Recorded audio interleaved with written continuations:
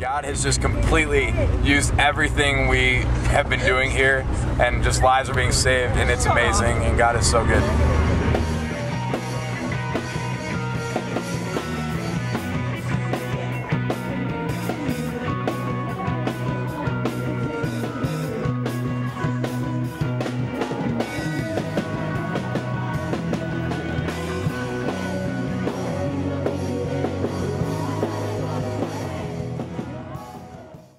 Being on this trip, I think God used it to make everybody closer to each other. And there was this one time we went up into the mountains, and in our free time we all worshipped underneath the stars, and it was the most beautiful experience ever. The sweetest part about this trip is I just got to hang out with some of my best friends in the band. I play guitar in the live band, and we just really grew as a family. It was really awesome because none of us got annoyed with each other. We are like in the middle of mountains. I puked a total of 3 times since I got here, and I think it's really weird that the subways are above ground. Yeah, we love Colombia. Me and Gibby love Colombia, and we're just thinking about staying here. And we were able to talk about things and share with each other things that we don't talk about with anybody else. I was always like the shy girl who just stayed with my group at Alive, and on this trip I branched out and I got to know everyone like at Alive so much better, not just people that I hung out with. And Pharaoh said, Y Faraón dijo, and all these plagues came. y entonces todo eso empezaron, todas estas plagas.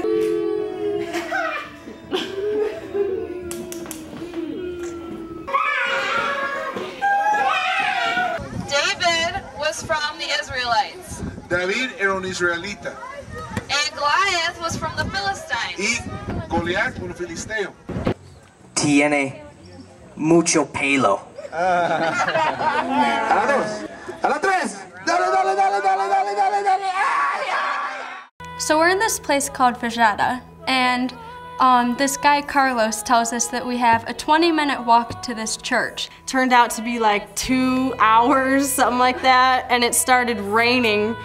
And it was so funny because semi-trucks were like splashing by and like soaking all of us. And the most fun part of that was when we had to go back up the mountain, completely pitch dark. No lights, we didn't bring flashlights because we're morons, I guess, but we didn't bring flashlights. And so we had to go back up this mountain, couldn't see anything. We didn't know where we were going. And so bonding for us during that time was awesome. And it was just really cool because it would have been easy to lose our patience with each other, but instead we were like, come on, you know, and we were motivating each other. And I mean, some people were like, hey Stephanie, do you want my hoodie? And it was just cool. Okay, so I buy this ring right before I go to Colombia because I want to marry this girl so bad. I devise a sweet plan to go up on the last day we were there to ask her. So we go up to this mountain, and I was freaking out because I'm scared of heights. And he's like, hey, come over here with me. And so I followed him, not knowing what was up. And okay, so we sit down. It's this beautiful scenery. There's this grass cross right behind us, and there's mountains. And I sit down there. I was like, will you marry me? And I said, yes, I will. And then it was beautiful because the whole team was up on the mountain, and we got there and we were like holding hands, so excited, and they were cheering for us and hugging us and congratulating